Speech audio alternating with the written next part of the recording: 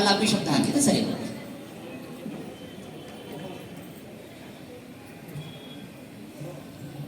ಎರಡನೇ ಪಾದದಲ್ಲಿ ಆರಂಭದಲ್ಲಿ 4 ಪಾದದಲ್ಲಿ ಏನೇನು ಹೇಳ್ತಾರೆ ಎಲ್ಲರಿಗೂ ಸಮಾನನು ವ್ಯತ್ಯಾಸ ಇಲ್ಲ, ಅಲ್ಲಿ ವ್ಯತ್ಯಾಸ ಇದೆ ಅಂತ. ಅಂದ್ರೆ ಅಲ್ಲಿ ಹೇಳೋದು ಹೇಳ್ತಾರೆ ದೇವಾನಾಂ ಮೋಕ್ಷ ಉತ್ಕ್ರಾಂತಿಶ್ಚ ಅಸ್ಮಿನ್ ಪಾದೇ ಮುಚ್ಚದೆ ಅಂತ ಭಾಷ್ಯ. ಇಲ್ಲಿ ಪ್ರಶ್ನೆ ಏನು ಅಂತಂದ್ರೆ ಈ ಪದಗಳಿಗೆ ಹೇಗೆ ಅನ್ವಯ ಮಾಡ್ತೀವಿ ಅಂತ. ದೇವಾನಾಂ ಮೋಕ್ಷ ಉತ್ಕ್ರಾಂತಿಶ್ಚ ಅಂತ ದೇವತೆಗಳಿಗೇನೆ ಮೋಕ್ಷ ಮತ್ತು ಉತ್ಕ್ರಾಂತಿ ಅಂತ ಅರ್ಥ ಮಾಡ್ತೀರೋ, ಅಥವಾ ಮೋಕ್ಷ ಶಬ್ದವು ದೇವತಾ ಶಬ್ದದೊಟ್ಟಿಗೆ ಅನ್ವಿತವಾಗುತ್ತೆ ಮತ್ತು ಇತರೇಷಾಂ ಉತ್ಕ್ರಾಂತಿ ಅಂತ ಹೀಗೆ ಅರ್ಥ ಮಾಡ್ತಿರೋ ಅಂತ ಪ್ರಶ್ನೆ. ಮೊದಲನೇದನ್ನು ಹೇಳಲಿಕ್ಕೆ ಬರೋದಿಲ್ಲ. ಯಾಕೆ ಅಂತಂದ್ರೆ ದೇವತೆಗಳಿಗೆ ಮೋಕ್ಷ ಮತ್ತು ಉತ್ಕ್ರಾಂತಿ ಅಂತ ಹೇಳಿಬಿಟ್ರೆ ಉಳಿದವರಿಗೂ ದೇಹ ಸಹಿತರಾಗೇ ಇರ್ತಾರೆ ಅಂತ ಅರ್ಥ ಆಗುತ್ತೆ. ಇಲ್ಲ, ಅವ್ರು ದೇಹ ಸಹಿತರಾಗಿ ಇರೋದಿಲ್ಲ ಅಂತಂದ್ರೆ ಹಾಗಲ್ಲದೆ ಇರಲಿಕ್ಕೆ ನಿಮಿತ್ತ ಏನು ಅಂತ ಅಂದ್ರೆ ಅದರ ಬಗ್ಗೆ ಏನಾದರೂ ಹೇಳಬೇಕಿತ್ತು ಸೂತ್ರದಿಂದ. ಅದ್ಯಾವುದನ್ನು ಕೂಡ ಹೇಳಲಿಲ್ಲ. ಹಾಗಾದ್ರೆ ದೇವಾನಾಂ ಮೋಕ್ಷ ಇತರೇಷಾಂ ಉತ್ಕ್ರಾಂತಿ ಅಂತ ಹೀಗೆ ನೀವು ವಿಭಾಗ ಮಾಡ್ತೀರಿ ಅಂತಾದ್ರೆ ಆಗ ಇದು ಮೋಕ್ಷ ಪ್ರಕರಣ ಆಗಿದೆ. ಅದರಿಂದಾಗಿ ಉತ್ಕ್ರಾಂತಿ ಅನ್ನೋ ಶಬ್ದಕ್ಕೆ ದೇಹಾತ್ ಉತ್ಕ್ರಾಂತಿ ಅನ್ನುವಂತಹ ಅರ್ಥ ಸ್ಪಷ್ಟ. ಮತ್ತು ಇದು ಮೋಕ್ಷ ಪ್ರಕರಣ ಆಗಿದೆ. ಅದರಿಂದಾಗಿ ದೇವಾನಾಂ ಮೋಕ್ಷ ಅಂತಂದ್ರೆ ದೇಹಾತ್ ಮೋಕ್ಷ ಅಂತಾನೆ ಅರ್ಥ. ಹಾಗಾಗಿ ಎರಡಕ್ಕೂ ಕೂಡ ಒಂದೇ ಅರ್ಥ ಬಂತು. ಅದರಿಂದಾಗಿ ಸಾಮಾನ್ಯವಾಗಿ ಕರ್ಮಕ್ಷಯವು ಹೇಗೆ ಎಲ್ಲರಿಗೂ ಇದೆ ಅಂತ ಹೇಳಿದ್ರು, ಅದರಂತೆಯೇ ಯಾವುದು ಮೋಕ್ಷ ಮತ್ತು ಉತ್ಕ್ರಾಂತಿಗಳು ಎಲ್ಲರಿಗೂ ಕೂಡ ಇದೆ ಅಂತ ಹೇಳಬಹುದಿತ್ತು. ಈಗ ವಿಭಾಗ ಮಾಡಿ ದೇವಾನಾಂ ಮೋಕ್ಷ ಉತ್ಕ್ರಾಂತಿಶ್ಚ ಅಂತ ಹೀಗೆ ವಿಭಾಗ ಮಾಡಿ ಹೇಳಲಿಕ್ಕೆ ನಿಮಿತ್ತ ಏನು ಅಂತ ಪ್ರಶ್ನೆ. ಅದಕ್ಕೆ ಉತ್ತರ ದೇವಾನಾಂಚ ಮನುಷ್ಯಾಣಾಂ ಏತಾವತ್ ಸಮಮೇವ ಹಿ ಉತ್ಕ್ರಾಂತಿ ಮಾರ್ಗೋ ದೇವಾನಾಂ ನ ಪ್ರಾಯೇಣ ಭವಿಷ್ಯತಃ ಅಂತ. ಪ್ರಾಯಣ ಅಂತಂದ್ರೆ ಅವರು ಯಾವಾಗ ಮನುಷ್ಯರಾಗಿ ಅವತಾರ ಮಾಡ್ತಾರೋ ಮನುಷ್ಯ ಲೋಕದಲ್ಲಿ ಆಗ ಹೀಗಿರೋದಿಲ್ಲ ಅಂತ. ಅಂದ್ರೆ ಅವರಿಗೆ ಅರ್ಚರಾದಿ ಮಾರ್ಗಗಳೆಲ್ಲ ಇದೆ. ಆದ್ರೆ ಆಗ ಮೋಕ್ಷಕ್ಕೆ ಹೋಗ್ತಾರೆ ಅಂತಂದ್ರೆ ಮೋಕ್ಷಕ್ಕೆ ಹೋಗೋದಿಲ್ಲ, ಅಂಶವನ್ನ ಸೇರ್ಕೊಳ್ತಾರೆ, ಅಂದ್ರೆ ಮೂಲ ರೂಪವನ್ನ ಸೇರ್ಕೊಳ್ತಾರೆ ಅವರು ಅಂತ. ಅನಂತರದಲ್ಲಿ ದೇವತೆಗಳಿಗೆ ಇರೋದಿಲ್ಲ ಅಂತ ಕಾರಣ ಹೇಳಿದ್ರೆ ಯಾವ್ದಾದ್ರು ಅಂದ್ರೆ ದೇವತೆಗಳಿಗೆ ಈ ಅರ್ಚರಾದಿ ಮಾರ್ಗ ಯಾಕೆ ಇರೋದಿಲ್ಲ? ಆ ಮಾರ್ಗ ಯಾಕಿಲ್ಲ ಅಂತಂದ್ರೆ ಅವೆಲ್ಲವೂ ಲೋಕಗಳೆಲ್ಲವೂ ಕೂಡ ನಾಶ ಆಗ್ಬಿಟ್ಟಿರುತ್ತೆ ಪ್ರಳಯ ಕಾಲದಲ್ಲಿ. ಇವ್ರು ಲೈವ ಹೊಂದೋ ಮುಂಚೆನೆ ಲೋಕಗಳೆಲ್ಲವೂ ಕೂಡ ನಾಶ ಆಗ್ಬಿಟ್ಟಿರುತ್ತೆ. ಅದರಿಂದ ಇಲ್ಲೇ ಮೊದಲಿಗೆ 4 ಪಾದದಲ್ಲಿ ಏನು ಹೇಳ್ತಾರೆ ಅದರಲ್ಲಿ ಎಲ್ಲರಿಗೂ ಸಮಾನನೋ ವ್ಯತ್ಯಾಸ ಅಂತ ಹೇಳಿದ್ದಾರೆ. 4 ಪಾದದ ಅರ್ಥ 4 ಪಾದ ಅರ್ಥ ಅದು ಎಲ್ಲರಿಗೂ ಸಮಾನನೋ ಒಂದೇ ಪಾದ ಸಮಾನ ಆ ರೀತಿ ಇಲ್ಲ ಇಲ್ಲ, ಹಾಗೇನಿಲ್ಲ. ಎಲ್ಲರಿಗೂ ಕೂಡ ಅದು ಸಮಾನ. ಕರ್ಮಕ್ಷಯ ಅಂದ್ರೆ ಸರಿಯಾಗಿ ಪ್ರಶ್ನೆ ತಿಳ್ಕೊಂಡು ಉತ್ತರ ಹೇಳು. ಎಲ್ಲವೂ ಸಮಾನನ? ಎಲ್ಲವೂ ಕೂಡ ಸಮಾನ ಇಲ್ಲ. ಉತ್ಕ್ರಾಂತಿ ಮತ್ತು ಮಾರ್ಗ ಬೇರೆ ಬೇರೆ, ಕರ್ಮಕ್ಷಯ ಮತ್ತು ಭೋಗ ಸಮಾನ. ಬೇರೆ ಬೇರೆ ಅಂತ ಅನ್ಬೇಡ. ಯಾವುದು ಸಾಧಾರಣ ಯಾವುದು ಅಸಾಧಾರಣ? ಕರ್ಮಕ್ಷಯ ಮತ್ತು ಭೋಗ ಎನ್ನುವಂಥದ್ದು ಸಾಧಾರಣ, ಸರ್ವಸಾಧಾರಣ.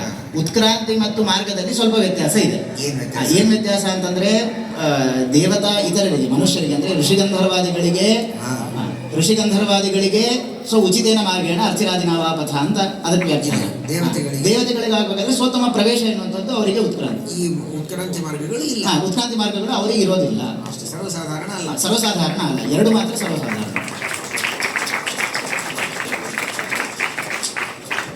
ಉತ್ಕ್ರಾಂತಿ ಸರ್ವಥಾ ಇಲ್ವಾ ದೇವತೆಗಳಿಗೆ?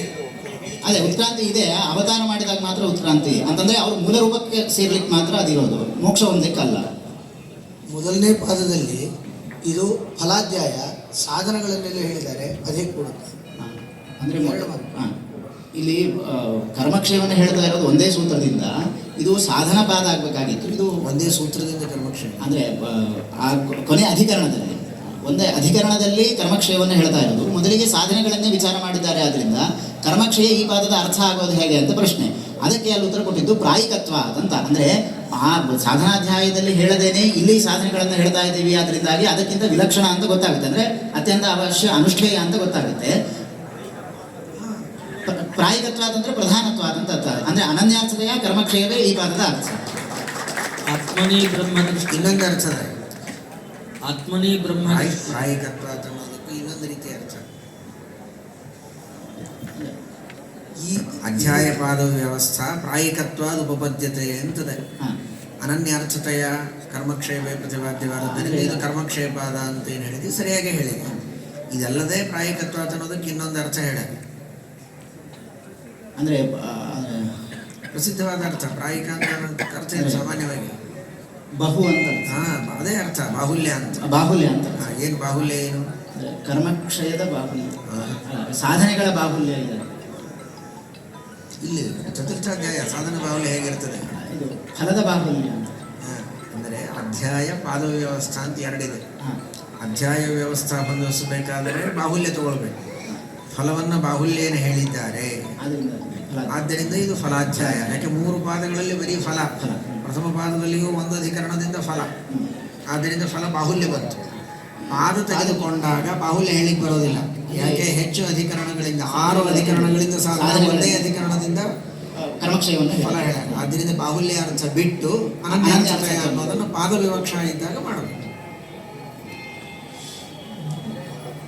ಬ್ರಹ್ಮದೃಷ್ಟಿ ಉತ್ಕರ್ಷಾತ್ ಅನ್ನುವಲ್ಲಿ ಆ ಸೂತ್ರಕ್ಕೆ ಅರ್ಥ ಪೂರ್ಣತ್ವ ದೃಷ್ಟಿಯನ್ನು ಮಾಡಬೇಕು ನಮ್ಮ ಪ್ರಕಾರ. ಬ್ರಹ್ಮದೃಷ್ಟಿ ಕರ್ತವ್ಯ ಅಂದರೆ ಪೂರ್ಣ ಅಂತ ಉಪಾಸನೆ ಮಾಡಬೇಕು ಅಂತ. ಎಲ್ಲಿ ಅಂತ ಪ್ರಶ್ನೆ. ಅದಕ್ಕೆ ಈಗ ಹಿಂದಿನ ಸೂತ್ರ ಬಂದಿದ್ದು ನ ಪ್ರತೀಕೆನ ಹಿಸ, ಅದರಿಂದಾಗಿ ಸನ್ನಿಧಾನದ ಪ್ರತೀಕೆ ಅಂತ ನಾವು ಹೇಳೋಣ ಅಂತಂದರೆ ಅದನ್ನು ಹೇಳಲಿಕ್ಕೆ ಬರೋದಿಲ್ಲ. ಯಾಕೆಂದರೆ ಯೋಗ್ಯತಾ ವಿರಹ ಅಂತ, ಅಂದರೆ ಅರ್ಥ ಅಬಾಧ ಇದೆ, ಅದರಿಂದಾಗಿ ಅರ್ಥ ಬಾಧ ಇದೆ, ಅದರಿಂದಾಗಿ ಯೋಗ್ಯತಾ ವಿರಹ ಅರ್ಥ ಬಾಧ ಇದೆ, ಅದರಿಂದಾಗಿ ಆದರೆ ಹಿಂದಿನ ಸೂತ್ರದಿಂದಾಗಿ ಯಾವುದು ಆತ್ಮೀತಿ ಉಪಗಚ್ಚಂತಿ ಗ್ರಹ ಎಂದಿಗೆ ಅಲ್ಲಿರುವಂತಹ ಆತ್ಮಶಬ್ದವನ್ನು ಇಲ್ಲಿ ಇಟ್ಕೊಳ್ಬೇಕು. ಅರ್ಥಭಾಗ ಪ್ರತೀಕದಲ್ಲಿ ಬ್ರಹ್ಮ ಉಪಾಸನೆ ಬರುತ್ತದೆ. ಪ್ರತೀಕೆ ಅವರು ಪ್ರತೀಕ ವಿಷಯತ್ವೇನ ಅಂತ ಹೇಳ್ತಾರೆ. ಅದರಿಂದ ಅರ್ಥಭಾಗ ಇದೆ ಅಂತ ಹೇಳಿದ್ದಾರೆ. ಭಾಗ ತೋರಿಸ ಪ್ರತೀಕವನ್ನು